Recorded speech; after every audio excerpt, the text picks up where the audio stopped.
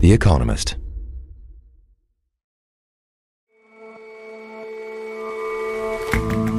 Hello and welcome to The Intelligence from The Economist. I'm Rosie Blore. And I'm Jason Palmer. Every weekday, we provide a fresh perspective on the events shaping your world.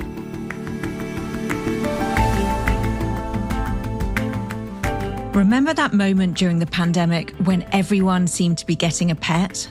Well, many of those animals are now being abandoned. Our correspondent went on an unusual rescue mission, the Pet Railroad to a New Life.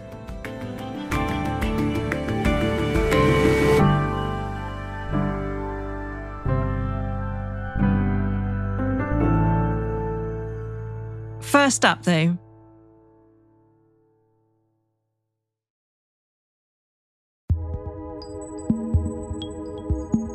It sometimes feels like we've lived several lives in 2024.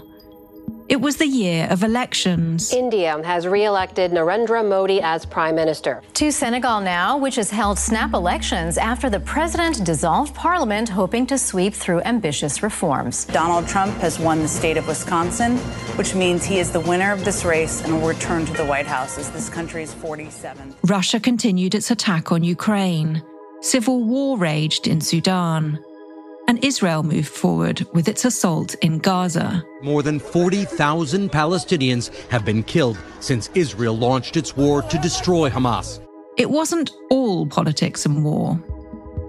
Artificial intelligence was at the forefront of advances in tech, and all eyes turned to Paris in July as the Olympic rings lit up the Eiffel Tower. Simone Biles has won her 6th Olympic gold medal by winning the women's all-around gymnastics finals. Oh, it's equestrian. By the way, look at that horse. The horse crip walking, cuz. You see that? On the set. We had a brat summer, and Taylor Swift mania swept several continents. This year has reshaped the world we live in. Some changes for the worse, and some for the better. But as 2024 nears its close, it's time to recognise the positives with The Economist's annual Country of the Year award.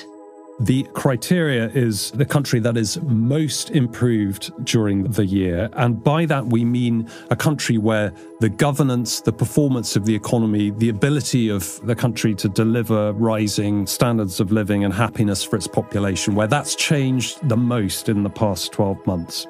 Patrick Fowles is our foreign editor and overseer-in-chief of this award. In the past, we've had lots of different countries. Uzbekistan, we've had Ukraine when the war was going better and it seemed to have defied the odds against Russia. Last year, we had Greece, a country that over a decade ago you would have said was on the brink of going from a developed country into something far less stable. And Greece somehow has pulled back from the brink and got relatively centrist economic and political policies in place that have allowed it to prosper again. Patrick, I was delving into the Economist archives, otherwise known as my inbox, to see the origins of the Country of the Year award. And I found the email from 2013, which said, a nice suggestion, instead of the rather tired Person of the Year, which everyone does, we might do a Country of the Year. It would not be entirely serious. But it's become a pretty serious business, hasn't it? Yeah, and like a lot of things at The Economist, it's kind of an invented tradition that we've ended up following just because it's interesting and people internally love it. So an email goes around, rather like the one you just described, and then a long chain cranks away over days and days where everyone expresses different views. So this year we've had a few countries come up more often than not. One is Poland, where Donald Tusk's government has taken power and tried to unwind the creeping urbanization of Poland that had occurred under the previous government. So that was one contender. There were others. South Africa, its electoral system and democracy is still in good health because in the election there, the ANC lost its majority for the first time since the end of apartheid. And then a lot of people were pro-Bangladesh, where you saw this remarkable revolution halfway through this year. And until quite recently on this email chain, it was basically a showdown between Bangladesh and Poland. And then this even more extraordinary event happened in Syria with the Assad regime being toppled. And all that means that we're down to two, Syria or Bangladesh. So we thought we'd bring in two of our section editors to deck it out over which of these should win, Bangladesh or Syria. So first, let's have the advocate for Syria, a job title that Middle East editor Josie Delap never thought she'd have. Josie, hi. Hi, Rosie. And making the case for Bangladesh, we have Lena Schipper. Lena is now Africa editor, but when Bangladesh had its revolution earlier this year, Lena was South Asia bureau chief, and you travelled there at the time, right? Hi, Rosie. Yeah, I did. So, Lena, let's start with you. Why would you argue that Bangladesh should be the country of the year? Probably the way to start is the day I arrived in Dhaka in August, a few days after a student-led protest movement had toppled Sheikh Hasina, who had ruled Bangladesh for 20 of the previous 28 years and had grown increasingly authoritarian over that time. And there was this student movement that started initially over something quite minor, quotas in government that people felt were unfair and privileged adherents of Sheikh Hasina's regime. But the way she responded to it was just extremely ill-judged retrospectively. She sent out the security forces into the street, police shot protesters, hundreds of people were killed. But that failed because the movement didn't stop. People weren't cowed, nobody was scared anymore. And eventually thousands of people marched on her residence in Dhaka, and she was forced to flee the country. And it was just the most extraordinary contrast to the previous December when I'd last been there, and people were depressed. They were extremely fearful of saying anything. You'd sit in a coffee shop with somebody, they'd be looking over their shoulder, wondering who else was listening in. And then I got off the plane in August, and there was this completely different atmosphere, sort of gleeful anarchy on the streets. You had students directing traffic. It was not totally clear who was in charge. There was sort of slight edge to the whole thing. But everyone you talked to was telling you whatever they wanted. They were like, we're free, we can say what we like now. We never thought this would happen. And it was just the most extraordinary thing. Lena, the moment of revolution is often an incredibly exciting one. But what's happened in Bangladesh since then?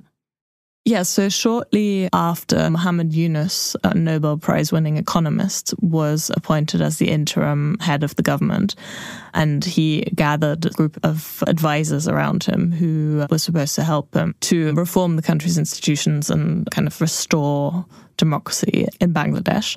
And there were a lot of worries at the time that people would sort of step into that power vacuum that was produced by Sheikh Hasina's departure. But that hasn't happened, at least not so far. The economy has been stabilized. There's been a return of public order. So that gleeful anarchy I was talking about in August disappeared. And there have been some concerns of retributive violence against, adherents of Sheikh Hasina's party or religious minorities. But by and large, it's been a very positive development. Okay, a strong case there, Lena. Josie, you thought Syria deserves the award. Give us that case. I did. As you can imagine, after all of the horrors of the last year, it has been in some ways easy to forget just how horrific the Assad regime was in Syria, this country that had been battled by almost 14 years of civil war, one that saw hundreds of thousands of people killed, that saw one of the worst sieges in Aleppo that modern warfare has seen, the use by Assad of chemical weapons against his own people. This was a truly brutal and horrendous regime that was supported by Russia, by Iran. And so if we are thinking about improvement in a country's state, then the extraordinarily swift overthrow of the Assad regime by Syrian rebels in recent weeks, I think, is unmatched by any other country in the world. But obviously it's very early days for Syria, isn't it, Josie? Absolutely. And at the moment, I think there is an extraordinary sense of euphoria, as you said, about Bangladesh after this revolution. But that is the immediate aftermath of this kind of revolution. It's very unclear exactly what happens next for several reasons. One is that this is a country that has been hollowed out. So the basis on which Syria's new rulers have to build their future is fairly shaky. But also, we don't know yet exactly what kind of future Syria they want to build. HTS, the main rebel group that led to the overthrow of the Assad regime, used to be affiliated with al-Qaeda. These are fairly extreme Islamists. They have ruled Idlib, one of Syria's provinces, for some years. And in Idlib, there were protests against the group there, against its brutality, against prisons where thousands of critics were locked up, the use of torture.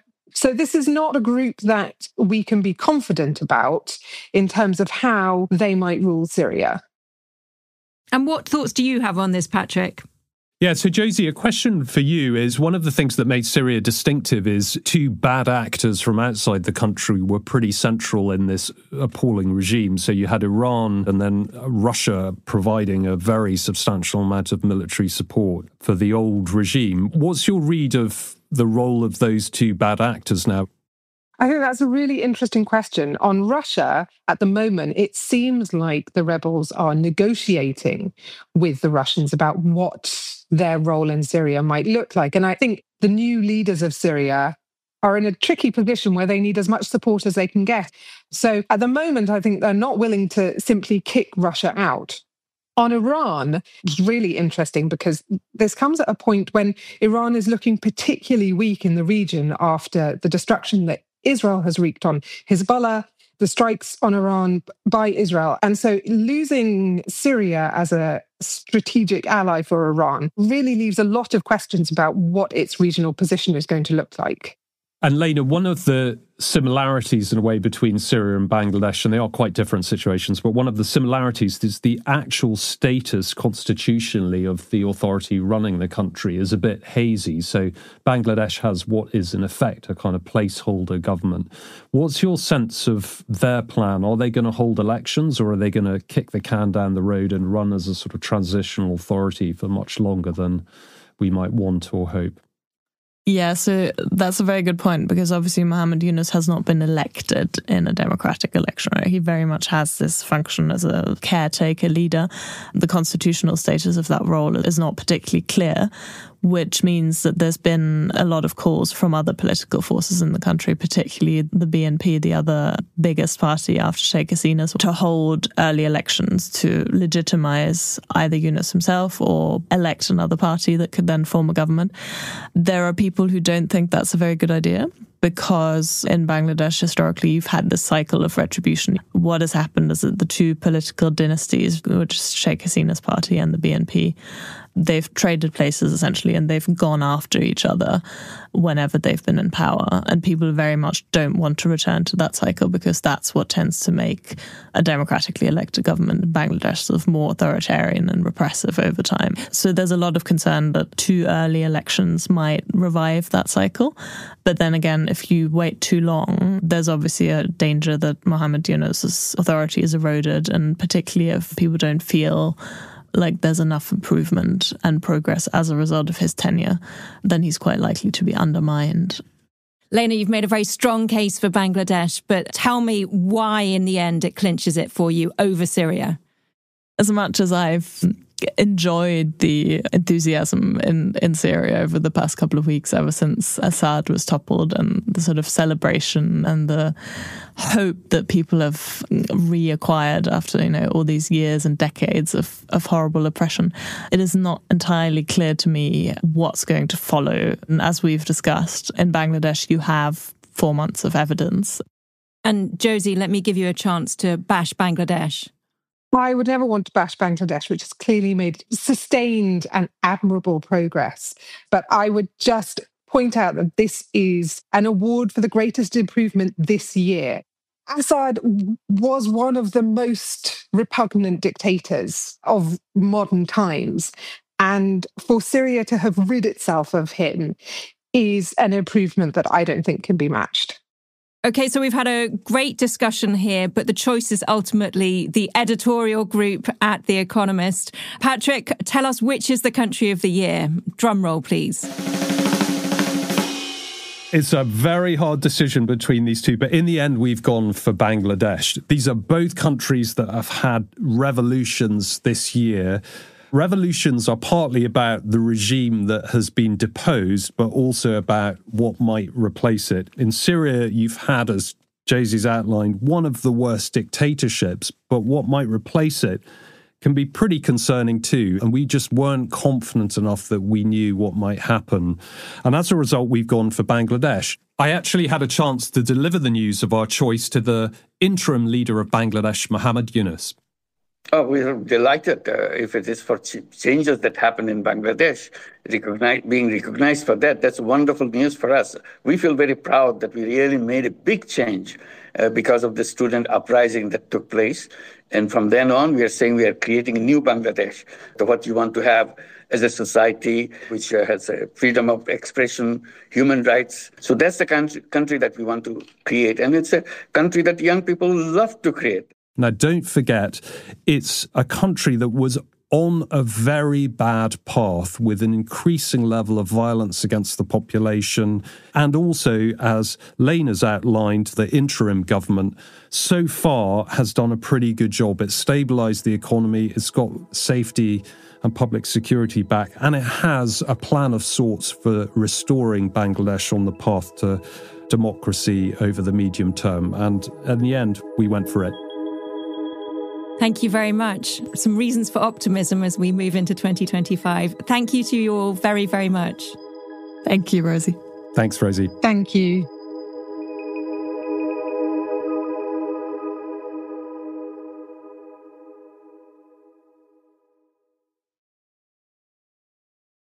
Right, music up, please. Whoa, too much. Something lighter. Nice. Now a bit of sleigh bells. Sleigh bells. Okay, perfect. Make someone merry and bright this holiday season with a gift of The Economist. Subscriptions to our print and digital editions are now 30% off. Just search for Economist Gift Subscription.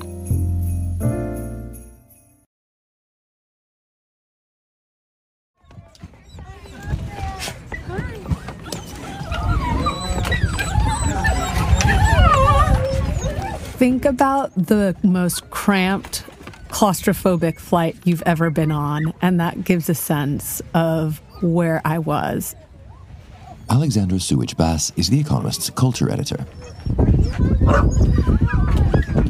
I was on a small private aircraft with 101 cats and dogs that were all in crates.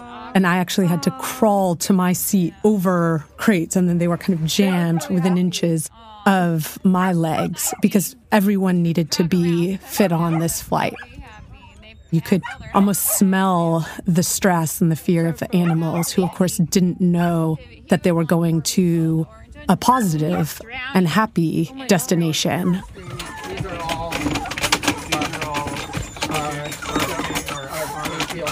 This was a rescue mission, and we were carrying 101 animals, 45 dogs and 56 cats, from the Central Valley in California to Washington State, where they would be placed with rescue organizations and shelters and could be adopted.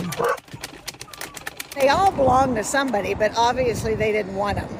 You know, if you look at some of the dogs on the transport today, there's a French bulldog, there's a pug. You know, we get all breeds. It's not just, like big aggressive dogs or anything. Sharon Lohman, who runs an animal rescue organization called New Beginnings, was standing at the airstrip in California as the animals were getting loaded up. She was holding a small dog named Liberty in her arms, which was a Schnauzer mix. Yeah, you can see her shivering. Anything new. Liberty looked nervous and slightly comforted by being held by Sharon. And she had been found a few weeks earlier. She'd been abandoned by her owner on a piece of cardboard and had stayed there for weeks. When they stay right in the same area, you know they were abandoned. When they run through the area, it may be that they're lost and they're trying to go home. But when you see an animal that stays in the same spot day after day after day, it's been dumped because it's waiting for the owner to come back. That's where the owner left it, and it's sitting there, waiting. Recently, Sharon has seen a huge spike in the number of animals that are being abandoned. She says it's worse than any time in her career in the last 20 years.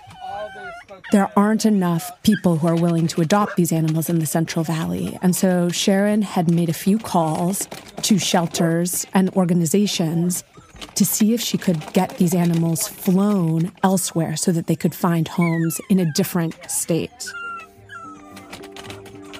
She didn't want to see them put to death, in other words, simply because no one in their area would adopt them. People think of the holidays as a warm, cuddly time. Some children are even given dogs and cats as presents. But the reality for most of the year is a lot darker for pets in America. An average of nearly 1 million cats and dogs were euthanized each year from 2016 to 2019. There are simply too many animals for the number of willing adopters. And then what do we have up front? There's nothing Our first stop was Arlington, Washington, where 38 cats and kittens were unloaded on the airstrip. Volunteers form deep bonds of trust, and so there were hugs and greetings.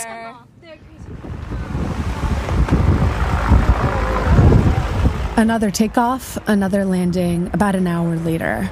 The animals had started to adjust to this new jet-setting life and were a bit quieter this time. Some slept, and Liberty curled up in her carrier.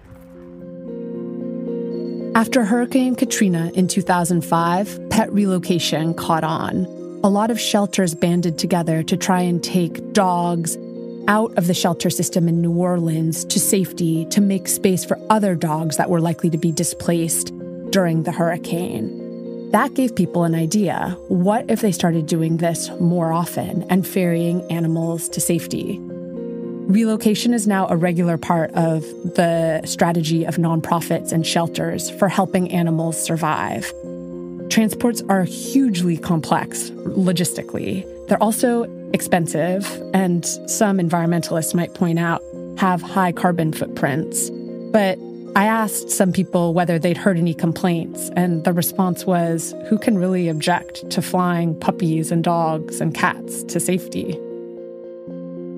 The routes can differ, but in general, animals are going from the American South to the North. There are a few reasons for that. There are more animals in the South because the winters are milder. And so there are more breeding seasons. And so, of course, dogs and cats can survive outside, even during the cold. COVID shuttered shelters, and it meant that a lot of spay and neuter procedures that would have taken place didn't happen. As a result, there's a massive animal boom underway and a huge rise in populations of dogs and cats.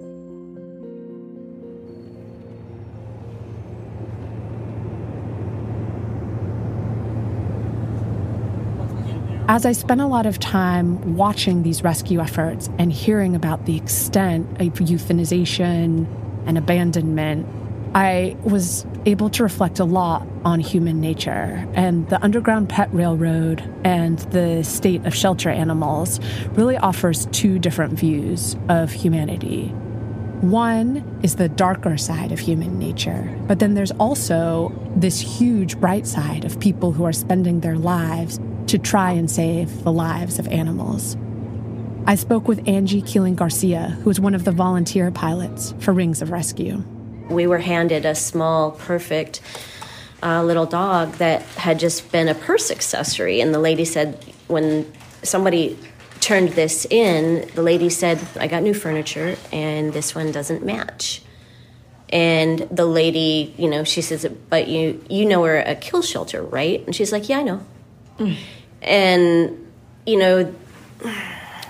it's hard to grapple with that shallowness. How are we like that in society right now, today? How are we like that? And people can be impulsive and faddish. Whole breeds come in and out of style. Take 101 Dalmatians, which spawned a whole boom in the number of dotted dogs that were bred and sold to people who wanted to replicate that puppy paradise of the film.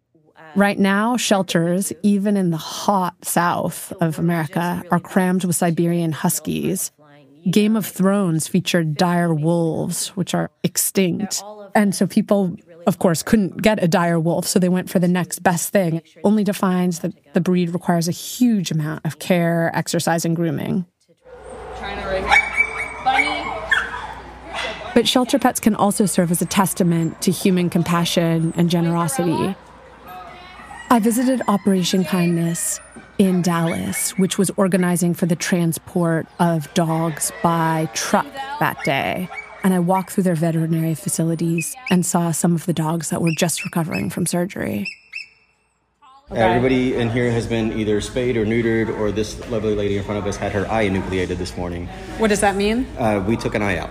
Why? It was non-functioning. It was causing a little bit of pain.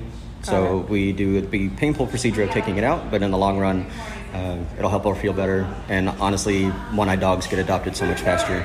Seriously? Mm-hmm. Why? It's just everybody thinks they're cute. Everybody feels bad for them. So a one-eyed dog or a tripod, first thing's out the door. Everybody loves the story. Really? Absolutely. Wow. The vet assured me that they never injure a dog or take an eye out to try and see it get adopted faster. But the reality is that everyone loves a good story. Dogs and cats that are evacuated from hurricane zones, for example, are also adopted really quickly. It's going to take years to deal with the fallout from this recent population boom in dogs and cats, and it's leaving those who are part of the Underground Railroad for pets with a huge feeling of urgency. There's a slight feeling of accomplishment, but there's also a feeling of dread, because I know we flew 75,000 pets, but we didn't fly another 1 million pets that needed it. And that's like, every time the door closes, you get this sense of joy. And you go, oh, wow, we did something really cool. And then you think about the ones that didn't make the flight. And then you're just back in the doldrums again and go, well, I got to work harder the next time.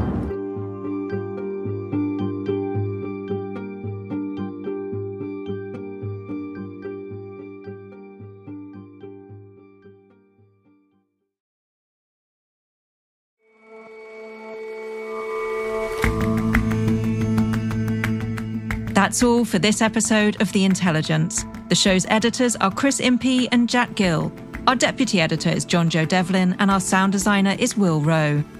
Our senior producers are Rory Galloway and Sarah Larniuk. Our senior creative producer is William Warren.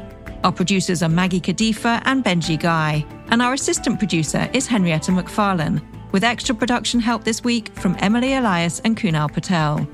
Tomorrow on The Weekend Intelligence, we'll be revisiting some of our favourite episodes and finding out what happened next to the people in them. We'll all see you back here for that.